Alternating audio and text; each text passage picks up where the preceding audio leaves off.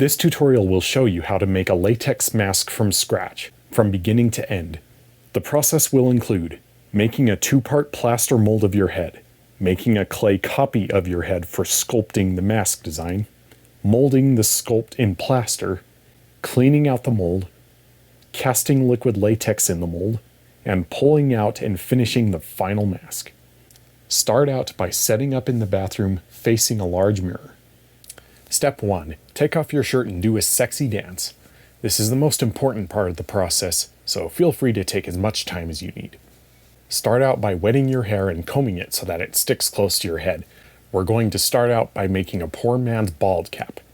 Pull out a piece of plastic wrap about 1.5 feet long and lay it lengthwise against your head, covering your front hairline. Add pieces of duct tape to stick it to your face. Very attractive. Pull out another piece of plastic wrap and wrap that one around the back side of your head, covering the bottom of your hair. Tape it up. Your hair should now be completely covered. Take some Vaseline and rub it all over your face and neck, and any exposed skin or hair on your head. This will prevent the plaster from sticking to you. Dip plaster strips in a bucket of water and lay them on your face. Repeat until the front half of your head is totally covered. Lay the strips all the way up to the middle top of your head, all the way down the sides, and a little on the neck. You can cover up one eye, but leave the other one uncovered so you can see what you're doing, and keep holes around your nostrils so you can still breathe. After you have your face covered, you can use a hairdryer to speed up the drying process. It doesn't have to be completely dry, but it needs to be dry enough so that it will hold its shape when you take it off your head. Try to keep a good posture, standing up straight while the plaster is drying. 5 to 10 minutes with the hairdryer should be enough. When the plaster is dry, pull the mold off of your head. It should come off easily. The bald cap will probably come with it. That's fine. If you need to, reapply another plastic wrap bald cap and repeat the same process, covering the back of your head. It's a good idea to have some overlap in the middle to ensure that both mold halves will cover all of your head. Dry the plaster and then pull the mold off. To make a clean division between the two halves, put both of the molds on your head until one overlaps the other. On mine, the back one overlapped the front one by about 1/2 inch. Use a permanent marker to mark the edge of the overlap. You can then take off that half of the mold and then cut it with scissors right along the line that you drew. The two halves should now join together smoothly at the dividing line. Add more plaster strips to seal up the nostril holes and the eye hole. It's also a good idea to add another layer or two of more strips for extra strength. Now we're getting ready to put clay into our molds, which we will then form around a foam head. We're going to cut the foam head into pieces and then tape it back together. Having the foam head in pieces will make it easier to remove when we're pulling it out of the plaster mold that we will be making over the final mask sculpt. I cut the head with a long serrated knife, a bread knife. This was very messy. Little pieces of foam stick everywhere. Do this over a tarp or somewhere where it's easy to clean up. Prepare your molds by laying down some plastic wrap into the insides. Then take large pieces of clay and press them down into the molds. Push them all the way with a lot of pressure to ensure that you're filling all the details of the molds. There are many types of clay you can use. I am using pottery clay mostly because it was cheap. It's not the best for sculpting, probably a bit too wet and soft. Oil-based clay is much better for sculpting, but it is more expensive. Something that might be good to do is first lay in a small layer of oil-based clay or any other high-quality clay on the surface of the mold and then fill the rest with the cheaper clay. Fill in the molds completely with about 3/4 of an inch of clay. Then put the foam head into one of the molds, position it properly centered, and press it in. You'll have to add and remove some clay in some areas to get it to fit perfectly. Do your best to make sure that the clay completely fills all of the empty space between the foam head and the plaster molds. If you have a hollow space in between there, your clay might collapse when you start sculpting with it. Once the clay is in the mold, press tightly against the foam head, put the other mold on the other side, and squeeze it tightly until the plaster mold edges line up. You can then pull the plaster molds off.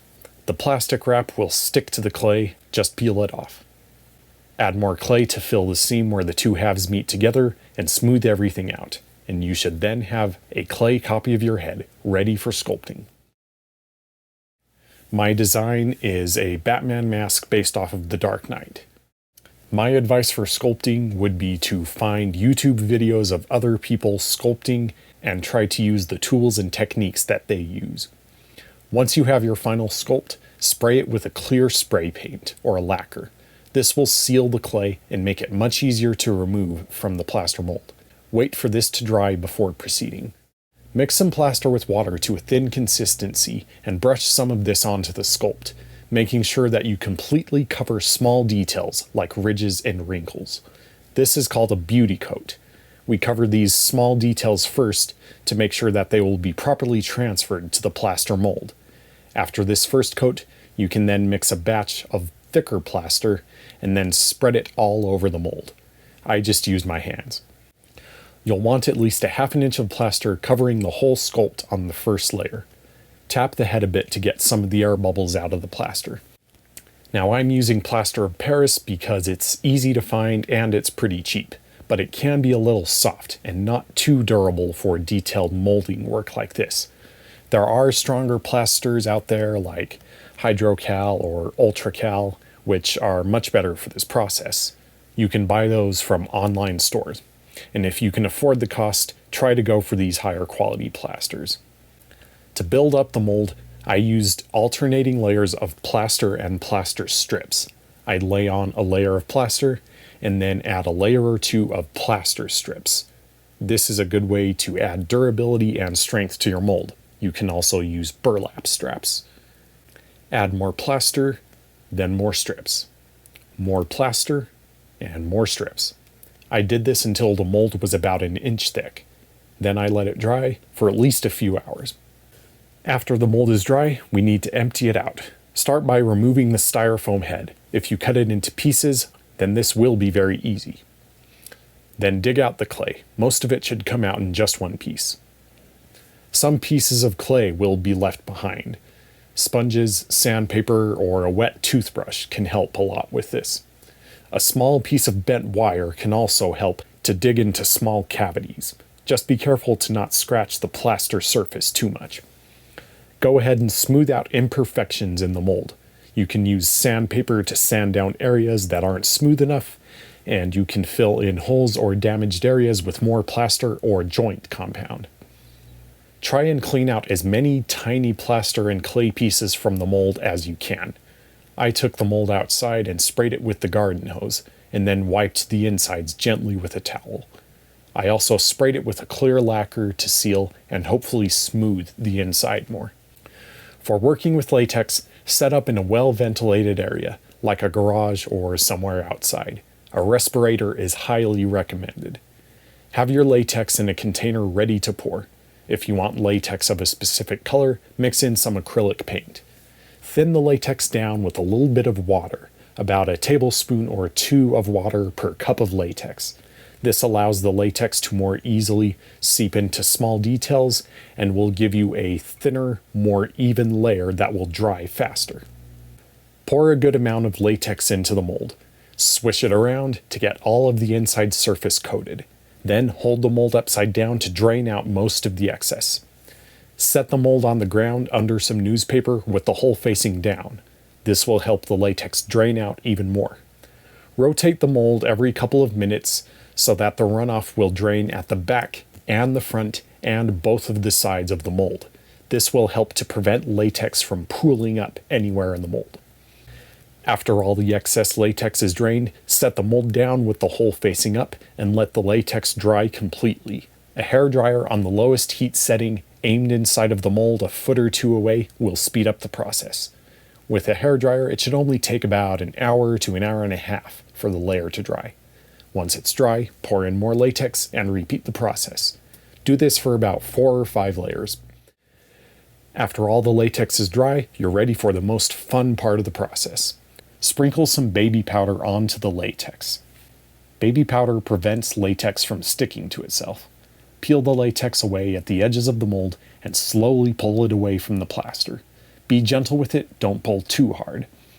Add more baby powder to the top side of the latex as you peel it off. Eventually you'll have it all pulled out and you will have a mask.